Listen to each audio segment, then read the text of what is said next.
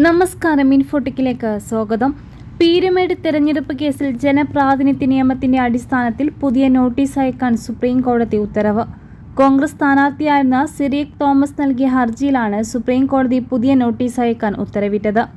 Peermade MLA Vazhoor Soman അന്തരിച്ച സാഹചര്യത്തിലാണ് supreme കോടതിയുടെ നടപടി. തെരഞ്ഞെടുപ്പ് റദ്ദാക്കണമെന്ന സിറിയക് തോമസിന്റെ ഹർജി സുപ്രീം കോടതിയുടെ പരിഗണനയിലിരിക്കെയാണ് വായൂർ സോമൻ അന്തരിച്ചത്. ഈ സാഹചര്യത്തിലാണ് 1951 ജനപ്രാതിനിധ്യ നിയമത്തിലെ 116 വകുപ്പ് പ്രകാരം വായൂർ സോമൻ ഒഴികെയുള്ള കേസിലെ മറ്റു 4 കക്ഷികൾക്ക് നോട്ടീസ് അയക്കാൻ സുപ്രീം കോടതി ഉത്തരവിട്ടത്. കേസിലെ എതിർകക്ഷികളായ എസ് രാജൻ, ബിജു തോമസ്, ഗോപാലകൃഷ്ണൻ, സോമൻ, കുഞ്ഞ് എന്നിവർക്ക് നോട്ടീസ് അയക്കണമെന്ന നിർദ്ദേശം. കേസിൽ മറ്റാരെങ്കിലും കക്ഷി ചേരാൻ ആഗ്രഹിക്കുന്നുണ്ടോ എന്നറിയാനായി പൊതു നോട്ടീസ് ഇറക്കാനും സുപ്രീം കോടതി നിർദ്ദേശിച്ചു. മുതിർന്ന അഭിഭാഷകൻ നരേന്ദ്ര ഗുഡ, അഭിഭാഷകൻ അൽജോ കെ ജോസഫ് എന്നിവരാണ് സിറിയക് ജോസഫിനു വേണ്ടി സുപ്രീം കോടതിയിൽ ഹാജരായത്.